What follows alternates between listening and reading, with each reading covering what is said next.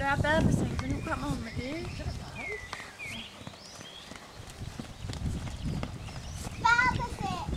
Og hun skal lige lære det der med sådan at... Altså hun giver sig rimelig nemt. Det der er, hun er jo ikke stedig, men altså, hun kan godt være lidt mere konstant på bidet, ikke? Men det skal hun jo lige lære, altså. Hvor gammel er hun med? 4. Altså vi har så først... Altså vi havde det sådan, jeg synes ikke hun var klar, da hun var 3.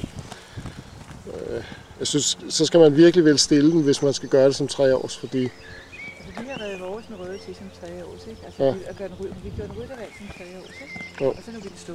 Ja.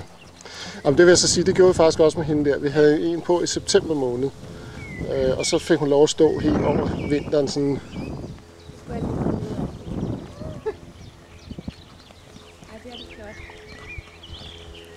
Altså når hun kommer ind og lægger sig sådan der, så bliver hun rigtig fin at sidde på.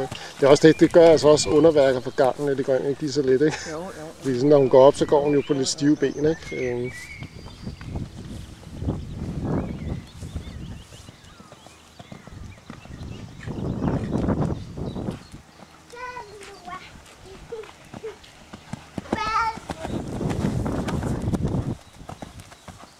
Men må du også sige, at vi får da testet med barnevogn og børn og...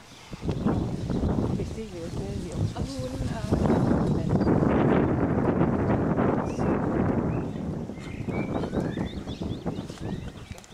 Så vil jeg engang teste inde på den der lancé. Hvordan tilskueren sidder på en stol. Så tager han stolen med op, når han rejser sig. Og går, fordi han må stolen med. Jeg landede lige inde i hækken. Altså jeg var landet i.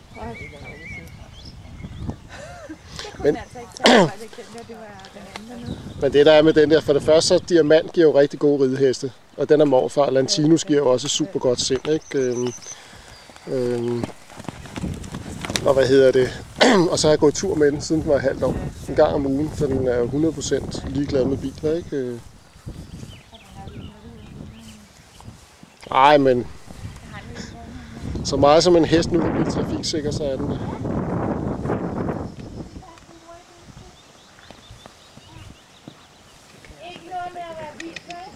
Jeg synes, de passer godt sammen. Ja.